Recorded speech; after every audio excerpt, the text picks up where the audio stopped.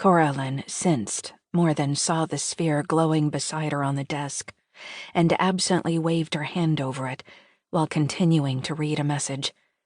It was an invite to an unscheduled board meeting. Something most unusual. She couldn't remember the last time she'd received such a notice. In her peripheral vision, she recognized the image forming in the sphere next to her. "Hey, Swain. I assume this call has something to do with this board meeting?" she asked, her eyes still focused on the message on the screen. Swain's image hovered closer to her. "Yes, I called to confirm your attendance. We've got serious concerns to address, and I need to ensure that all our charter members are present. That doesn't end," he interrupted, "our legacy Earth consultant." She smiled and shrugged. "Okay, I'll be there. But what's so important it requires an emergency board meeting?" "I'd rather not discuss it here. Best to leave it for the meeting. Just make sure you're there." "Yes, I'll be there. I'll leave in a few minutes." She closed the call. No need to give Swain a hard time, but it was unusual. They hadn't had an emergency meeting since they'd left the passage 75 years ago. She basked in how great living on organic Earth was, and how wonderful her life had turned out, being bonded to Earthos and having a family against the odds. This was paradise.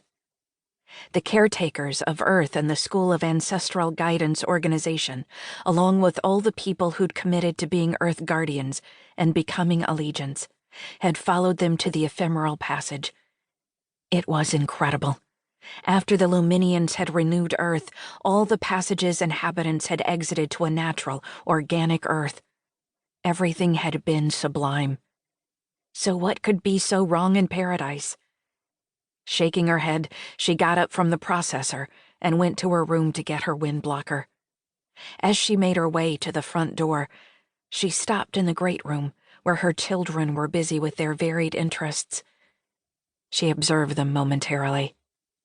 Raycon, the eldest at 18, and as much the image of his father as possible, while still being human, was splayed over a chair with earps in his ears, listening to music and reading digital media. Soma was weaving a basket, her favorite pastime. The twins, Mesa and Nijix, were playing a board game they'd recently invented. Her oldest daughter wasn't there. "Where's Kalira?" Without waiting for an answer, she turned and went to the girl's room and peeped in. Kalira was sitting on her bed, brushing her hair. Her expression seemed downcast. "Everything okay?" Instantly, Kalira looked up. "Yes, I'm fine, just thinking about school." "Come to the great room for a second," she said, and went back to the others, Kalira following.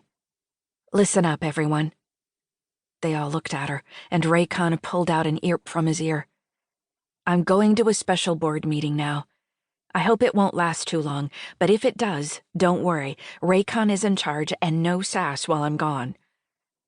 Raycon nodded in okay, and they all went back to what they were doing. Kalira returned to her room.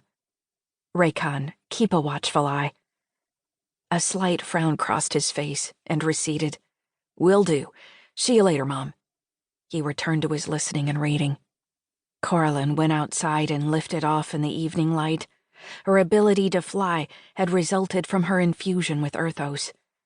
Whether any of her abilities would be permanent was unknown, yet she was happy she was, so far, able to fly. Still pondering the reason for a special board meeting, she wondered if her dad, Nolan, knew what was going on. She assumed he didn't, since he hadn't mentioned anything amiss. He was the chief for Troxler Province, among other responsibilities he'd willingly taken on now that the initial world building was done. He wasn't a board member, but whenever a crisis occurred in the organization, he ended up being involved in the solution. She wondered how long it would be before he and his Earth First League members would be called upon again. Gliding over Sag Province, she found a spot near the administration building and descended. Her respect for Sag's existence of nearly 3 centuries made her happy to be one of its members. The fact that they committed themselves to serving as guardians of the earth to facilitate living healthy lives kept her humble in purpose.